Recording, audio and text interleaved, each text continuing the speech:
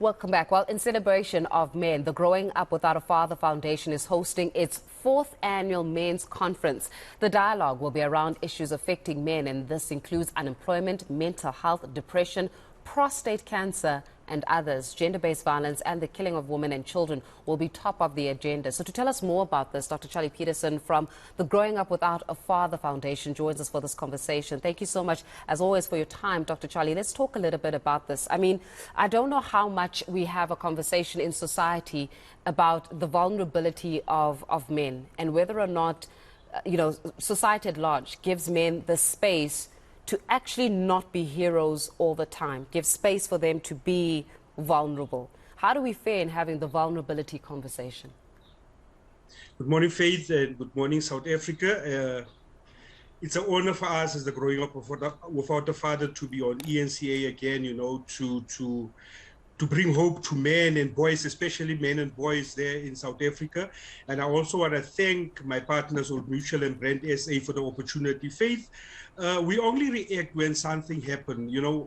In South Africa, we only react when something happens. If somebody is killed, or a man died, or somebody shot someone because of, mental health and everything. So we don't actually have that dialogues. And most of the dialogues that we have in South Africa is more around, when GBV happened and something happened to ladies and girls and women. And we don't address the root cause also, because we have to bring both men and women together under one roof so that we can together find solutions for this problem in South Africa. But mental health is really the biggest thing, and stress and depression is really destroying men in South Africa and all over the world, Faith.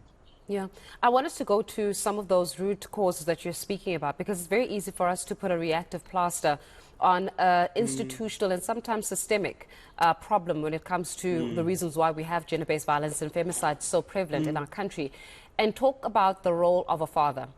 And I'm not just talking about a father that pays maintenance here. Don't get it twisted. I'm not talking about a man that pays maintenance. I'm talking about a father that is present, that is not abusive, that is able to teach the boy child of how to love a woman. South Africa, most of the households that we have, I think about 60% or so, they come from single parent-headed households where the woman is a single parent that hates those households. Could that perhaps also speak to the anger? I'm not excusing gender-based violence and femicide, but perhaps speak to the anger that you're referring to, that boys and men in their grown age carry around, not having somebody present to teach how to be a man. Spot on. I just want to touch on a few stats, Faith, before I get to that one. Did you know that 76% of suicides are men, 85% of homeless are men, 70% of homicide victims are men, 40% of domestic abuse victims are men.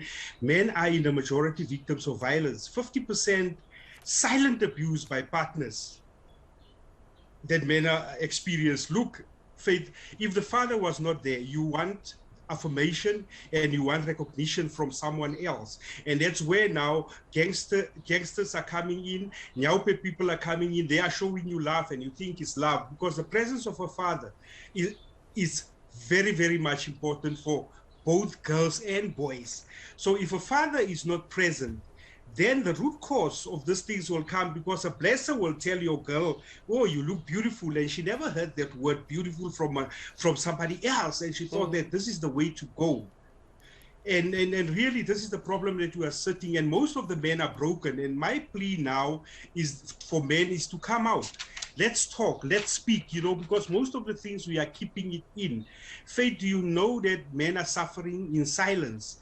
And men needs to know that it's okay for them to cry, to ask for help, to break down, to need support, to be vulnerable, to go to therapy. There's nothing wrong for you to go to therapy.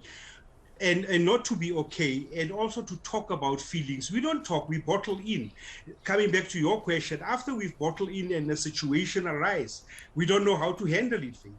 Then we think violence is the only way, because I saw my stepfather or I saw my father beating up my mother. I think this is the way to go, and this is not the way to go.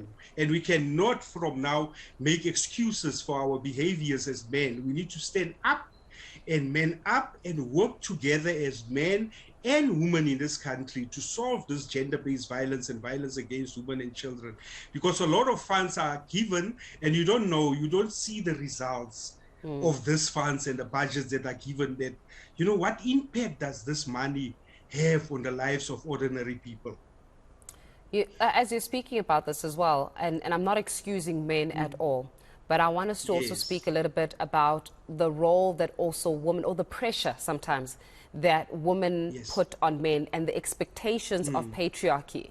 That, patriarchy was started by men, but I sometimes feel like patriarchy sometimes gets protected even by women, where the man's value sometimes ends at the ability to be a financial provider.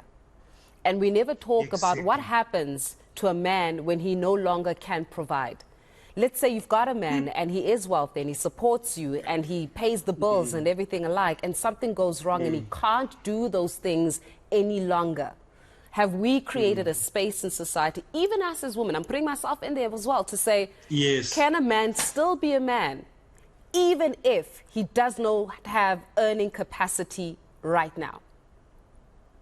But at this stage, Faith, when you lose your job and you can't provide anymore, you also lose your value in the house. Even the kids are being made up against you. We used to have this, you used to do this, and we used to do that. So I wish really that your father can get a job.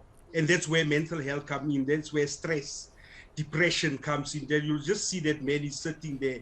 And I always say to men also on the other side is that your money or your salary does not determine fatherhood, does not determine a father and the value that a father needs to add in the house.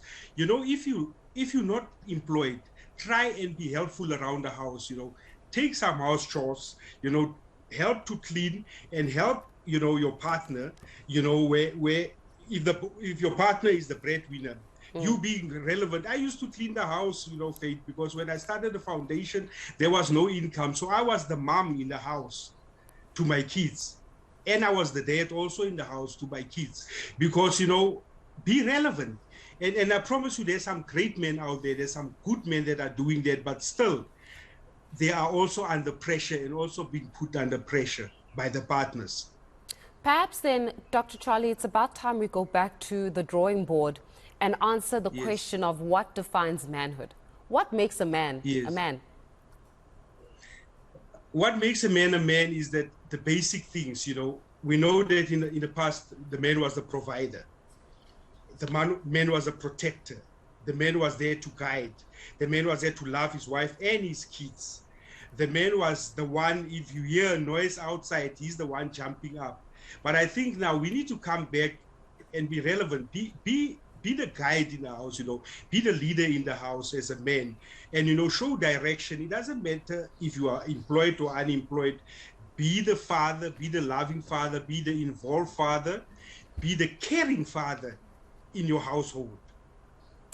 Certainly one of those conversations that I know that you'll be touching base on this conference, and all the best for it, Dr. Charlie Peterson. Much appreciated. They're speaking really about a men's conference aimed at championing the cause of being able to build better societies by having those difficult conversations of what defines manhood.